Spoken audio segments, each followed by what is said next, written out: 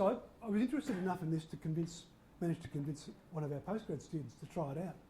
And I wanted to include some and this little piece of work tells us a few interesting things. So this is done by a guy called Peter Somerville, who was doing a Master of Urban Horticulture, which he finished at the end of 2013, and he's currently enrolled in a PhD, which is looking at a continuation of this work. Now, so my thanks to Peter for this data. We went to 3 different locations around Melbourne. We had 5 treatments, which I'll explain in a minute, and we used a backhoe to mix compost and soil. And the treatments were nothing.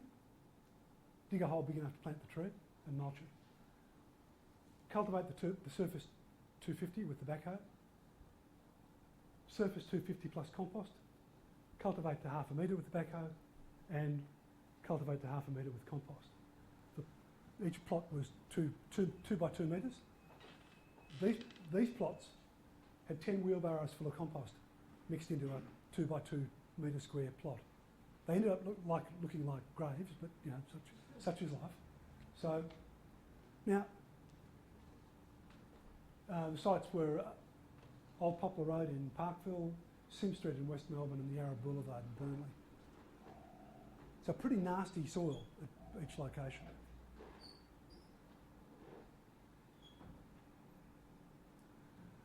One of the measures was this thing called saturated hydraulic conductivity. How quickly does water drain into the soil? With compost, the effect is astounding. Cultivation on its own has an effect, but with compost,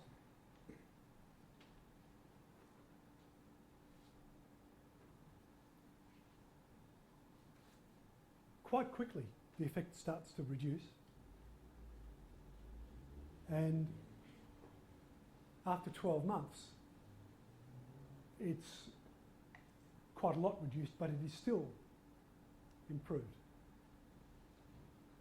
So if going back to this thing about ecosystem functions and stuff like that, if one of the things you want soil to do is absorb and store rainwater, then this is the untreated compacted soil, and it really can't do it, whereas these treated soils can. But cultivation on its own has an effect. Now, we got similar effects at Sim Street and at the Yarra Boulevard. Now, these are our trees. These are spotted gums planted in June 2014, just after the plots were set up, and this is 12 months later. So the trees are this big. This is Sim Street. The trees have just been planted. This is Sim Street, not quite 12 months later, and the trees are this big with the same treatment. So the terrible thing about experimental work is it's never clear.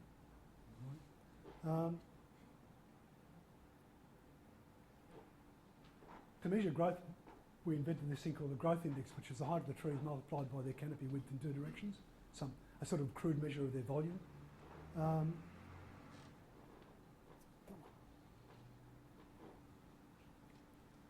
This is Old Poplar Road. This is the control. This is cultivation. This is deep cultivation. So cultivation is good. Trees got bigger. With the compost, so compost is great for infiltration, but it's affected growth. We are reasonably confident that the effect is nitrogen competition, that the compost is still decomposing when we used it, and so we've got a problem with available nitrogen. The reason we're reasonably confident of that is we have leaf analysis which tells us that these trees had less nitrogen in the leaves than these trees. So with time you'd expect that this effect will disappear as the compost breaks down and as we move on. This is growth at Sim Street. Now, what we've got here is this thing called the law of minimums, where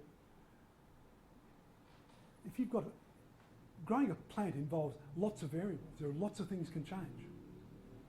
And what's happening here is that what's happening at Old Poplar Road is that soil hardness is probably limiting growth, and when we alleviate that, they grow better.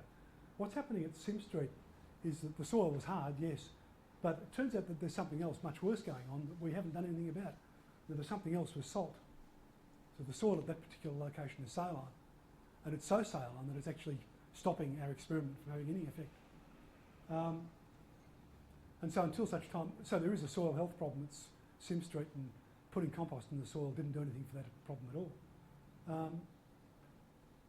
And at Yarra Boulevard, we got the best results with the two deep cultivation treatments, and plus and minus compost made no difference. And why each site was different is because each site is unique. It's got its own attributes. And we all like, you know, in a perfect world, you would have a thing that you could do which would work every time, and clearly the world is not a perfect place. I found this paper in a journal called the Journal of Environmental Horticulture. A couple of people working in one of the northeastern United States, I think it might have been Delaware. What they were interested in was all this stuff that's in the marketplace to promote the growth of trees. And so they went out and bought a lot of growth enhancers, soil ameliorants. They planted Pyrus Caloriana, and they looked at growth over just a bit over 2 years. Now, so there is a no treatment where you just simply plant the trees. There's plant the trees and mulch them. Then there's mulch plus a whole range of other things. So that we've got a soil water retaining gel. We've got a biostimulant which contain various things. We've got a product called M-Roots. We've got mycorrhizal fungi. We've got a thing called Plant Saver. We've got Tree Saver. And these are all combinations of nutrients and gels and mycorrhizae and bacteria and organic supplements and so on and so on. And what we learn out of this is that the best thing you can do is mulch, and that all these other things had either no effect or made things worse. Now, there's a bit of research on these kinds of products, and most of that research is ambivalent at best. But stick a layer of mulch on top, which preserves soil moisture and starts to improve soil conditions and opens up the soil surface and suppresses weeds, in this case, was a pretty nice thing to have done. I wanted to finish this just talking a bit about what we could call designed and constructed soils. This is the landscape soil industry. So a designed soil we could define as a mixture of mineral, soil materials, organic matter and additives designed to provide a root zone for landscape plants. I use the word design to infer that there's some sort of there's some level of specification going on, that you design a soil by thinking about what you want and then how do I get that. It's not the same as going down to your local soil yard with a ute and saying I'd like some of that pile please. That's not designing soil. These materials are often quite sandy, and that's for two reasons. Well, the ones that work are quite sandy. I've just made a new word. They give us reasonable drainage rates, and they are relatively resilient to compaction. But if you use sandy soils, then they're obviously compromises with retention of water and nutrients. Now you've got to decide what's more important, poor drainage or nutrient retention.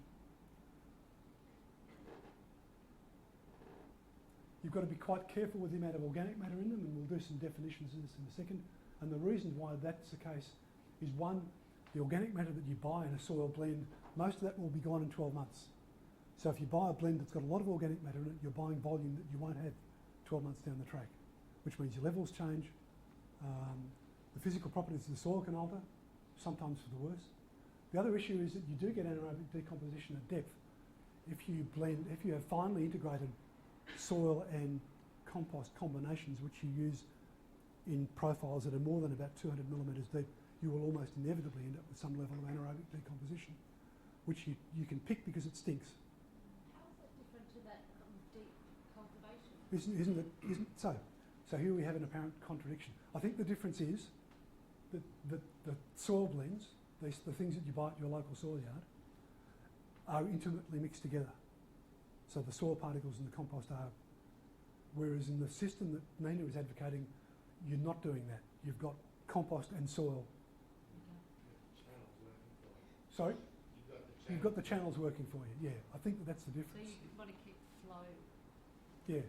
Channels downhill. They're just channels in this. They're just cracks and cracks in the profile that things can move through. Whereas in these finely blended things, you don't have that. Well, that's so. So, according to Australian Standard 4419, which you all have copies of and use, no doubt, soils for landscaping and garden use, it recommends that most soils should contain landscape soils no more than 15% organic matter by weight, placed no deeper than 150 millimetres. So there is a contradiction. I think it's, but I think it's because we're actually talking about two quite different situations. And if you look at a natural soil profile, there's an element of, the organic matter's all up here. And when you're building a new profile from scratch, which a lot of landscape professionals do all the time, that you essentially are going to be mimicking that kind of design.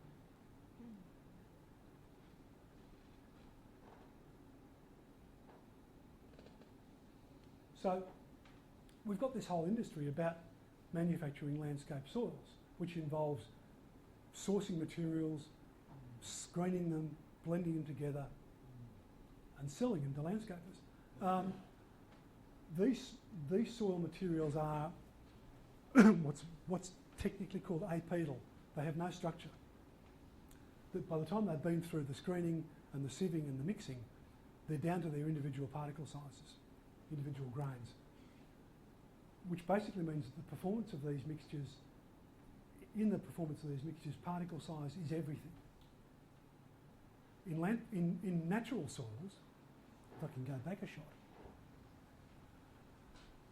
this is perhaps not such a wonderful example, but up here, at least in the surface, there's some level of structure. There is some aggregation of particles which overrides the effect of the small particles in this soil. You've got big lumps which allow water and air to move between them. But if you dig this stuff up, drive it down to your local soil yard, put it through a screen, blend some compost into it, you lose all that. And what you're looking at then is the behaviour of the soil as its individual fundamental particles. Now here's the case for compaction tolerant soils and landscape construction. So this guy is installing soil in a garden bed with his bobcat in the garden bed. And I don't think that that's atypical. So the soil that if you're writing specifications for people to use or making recommendations, you have to bear in mind that it may well go to some idiot who's going to drive his bobcat over it. And the only things that will still perform like soil under those circumstances will be reasonably coarse sands. Everything else will get turned into concrete. Now this site is not recognisable any longer. This is Docklands Park. And if you were to go down and photograph this now, there's a great big building up the back of that. But here we've got some quite large kauri pine and Ficus microphylla which have been killed by imported landscape soil. There's about a metre of, it's probably a sandy loam with compost mixed through it. So these are big trees, so their root balls are quite large. They're down into that part of the profile where there's no oxygen left because that organic matter is being broken down and the soil particles are too fine to allow oxygen to get down there quickly enough, and they've died. This stuff's growing successfully partly because it's more tolerant of poorly oxygenated soil, but also its roots are much closer to the surface. Could you aerate? Like run an Sorry? aerator? Could you run an aerator over? No, it won't have any effect. No. because you can't get deep. You can't get deep enough. You come back sometime down the track, or you plant stuff that will cope. But I mean, you know, I'm seeing all the time soils where you dig into it and it stinks in new landscape soils, and it's fine soils with too much compost in them. Now the soil yard industry is largely about selling compost. They're not actually interested in selling your soil. Compost is the cheap stuff, and so the more compost they can pack into the blends, the better. Much of what, you know, if you were building a metre of soil profile here, then 3/4 of that at least must be just soil, and the organic matter is only in the top bit. I'll show. Peter, you're saying that bottom layer should be basically mineral soil. Mineral soil, yes. Yeah. With some drainage capacity. We'll flesh out this in a second. I wanted to talk about a couple of publications. This one, my suspicion is you'll never use, but Philip Krall and his son Timothy are American soil scientists. Phil Krall has written 3 books on urban soils. This is the most recent, and it's all about how to design soil profiles for landscape jobs. And Krall's the first person that I'm aware of who's sort of formally sat down and written articles on urban soils. Now, why this book is actually quite hard work, but it's worth knowing that it exists. But the one that you do need to know about is this one. Now, this has only been in publication for, I think, 2 years. It's a CSIRO publication. Simon Leake, who's the senior author, runs this operation called Sydney Environmental and Soil Labs. And this is basically how to specify soil for landscape jobs, written for Australian conditions, and it comes with a set of cut and paste soil specifications. So if you are in the business of recommending to people how to build new landscape soils from scratch, then you really cannot afford not to have a copy of this. And I get no commissions on this activity. I'm just flogging it for the good of the world. It's really pretty nice little publication. Yours for about $89. I will also flag that there is Australian Standard 4419, which has some interesting stuff in it, but if you're buying a motorbike helmet, you can walk into a motorbike helmet shop and say, sell me a helmet that conforms to Australian standard, whatever the standard for motorbike helmets is, and they would.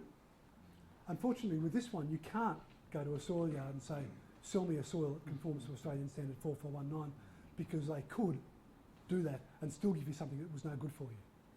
It's not as transparent as motorbike helmets or capsules for babies in cars. But it's worth knowing that it exists. There's also Australian Standard 4454 for compost, mulches and soil conditioners. The trick is getting a soil yard to actually acknowledge that these things exist and that their products have been tested against them. I want to talk a bit about drainage rates. In Australian Standard 4419, a soil will meet the standard if it has a drainage rate. They measure drainage rate by this thing called saturated hydraulic conductivity, which is a lab test. You send your sample off to a lab and they measure it. It can only go as low as 20 millimetres an hour, and it can go as high as 1,000 millimetres an hour. Now, that is beach sand. There might be applications where that would be useful to you, but most landscape jobs don't want that. My guess would be that in most landscape roles, you want drainage rates in the range 20 to 100 millimetres an hour. So at the very least, if you're going to buy a soil from a yard for use in a landscape project, you should say to the soil supplier, tell me what the drainage rate is. And if it comes in at 4 millimetres an hour, you can say to yourself, well, I'm not going to use that. Now, I've seen landscapes work on soils that drain at 4 millimetres an hour, and I've seen lots fail There's a lot of other stuff in the standard as well, pH, salt, nutrient content, but this one's really vital. And the reason why drainage rate, in my view, is so important is that with new built from scratch landscape soils, the problems are all right up front at the start. Where the wheels are going to fall off is going to be in the first few months. And the thing that they'll almost fall off because of is poor drainage rates. Even a soil that drained at 1,000 millimetres an hour would probably survive for the first few months. It won't hold any water, and come summer it'll probably be not so flash, but nothing's going to drown in it. So these soils are going to be fine sands and mixtures of sand with some fines, and probably no more than 10% clay, and probably in fact less than that. There are two compaction regimes that you can have testing done under. This uses a particular regime, but if you're worried about the possibility of your soil being compacted during construction, then get the lab to test it under turf conditions, which is a much more severe. So if you want to know what's going to happen to your soil when the guy drives a bobcat over it, then use the turf regime. It's been designed to select soils for use in things like the MCG. But the lawn would need, So could handle more compaction, right? yeah, so if we took the case of lawn, we go back to the soil health question. What are the expectations of this particular piece of grass? Is it purely decorative? In which case we can come right down to this bottom end. On the other hand, does the client want to be able to put a marquee on it in the middle of winter and not have their guests go up to their ankles? In which case you probably need to be testing under turf regimes, and you'd be using a soil that would be close to the stuff that they build the MCG out of. So it's this thing about horses for courses and knowing what's... I mean, grass will, at one level, grass will grow in anything, but grass that you can walk on when it's wet doesn't. I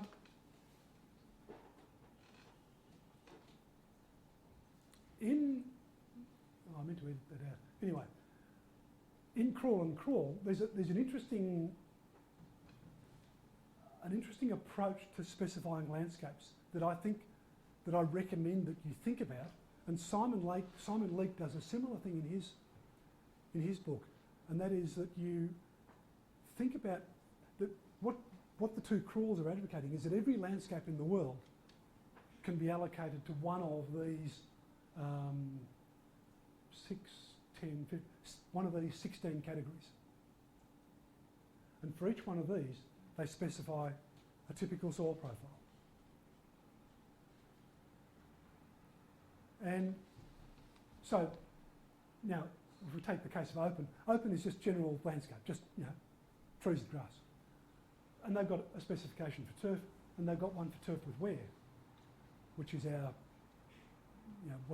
can we use it when it's wet? They're different, because the soil health requirements are different. Bedding plants are different to shrubs, are different to trees. Some of the differences will only be differences in depths of soil, rather than the actual makeup of the soil. But this idea that the world of landscaping isn't an infinite number of combinations of things, but it's actually only 16, is quite liberating in some ways. So all you need to do is get your head around the 16. Simon Leake, as I've said, has done a similar approach. He's got about 8 or 10 standard soil specifications that cover the vast majority of standard landscape jobs. Garden beds, grass with wear, tree pits, so on and so on. Tear it out, copy it off, stick it on your landscape plans, go to the soil yard, say, I want this. A soil yard that can't tell you anything about the soil that they're blending, except that this is our premium garden soil. They don't deserve to be in business, they don't deserve your business. Don't buy stuff off them. Go to people who actually give you test results. And if you can, get test results that are current, rather than 2 years old, which I've seen. I wanted to show you a couple of examples. This is not me blowing my trumpet, but these are a couple of projects that I wrote soil specifications for. So this is the Forest Gallery at the museum. This is basically soil in a concrete box. It's a big pot. It's 1 metre deep. All the soil came from off-site. They've had some issues, but by and large, it has done what they wanted it to do.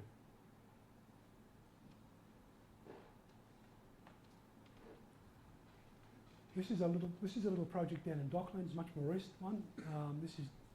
This is off the Burke Street extension. This was a gasworks, heavily contaminated soil. All the site soil was taken away and it was replaced with fill. The fill was the subsoil that they dug out from under the Children's Hospital.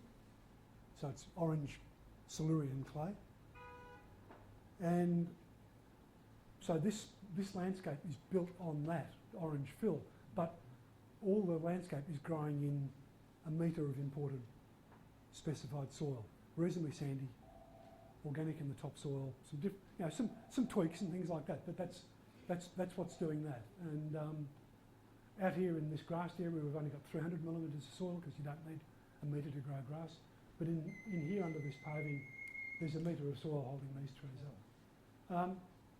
Now, none of this is trade secrets. None of this is. It's all pulled out of things like Crawl and Lake, and it's worked.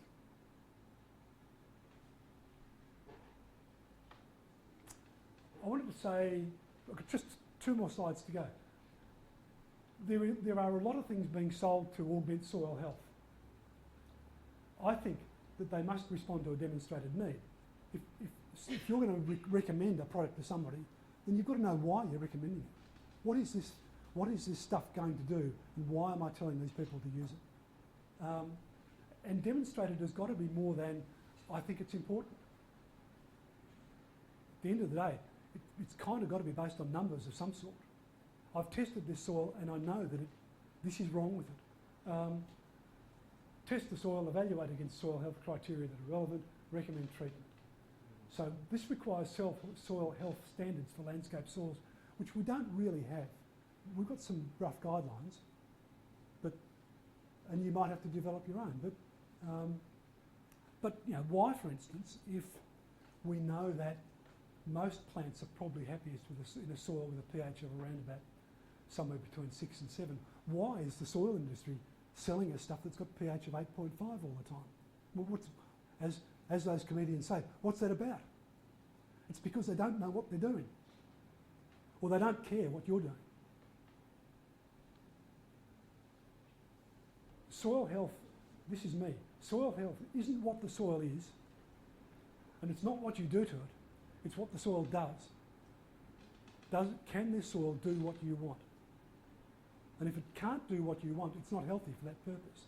Now, sometimes the purpose is not actually realistic. You're asking something of the soil that it can't actually do. And maybe you can fix it up, but maybe you need it. And a bit like that car park at the MCG, that is probably asking too much of the soil in that situation. But just the mere fact that you've applied compost to the soil or done something else doesn't automatically make the soil healthier.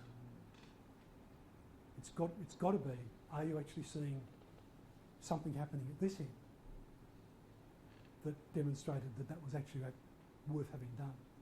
The other thing I wanted to recommend to you, if you haven't ever seen this, this is another CSIRO book. This has been in publication for about 12 years now, I think. But if you don't own a book on soils, you could do a lot worse than having a copy of that. It's really very, very good.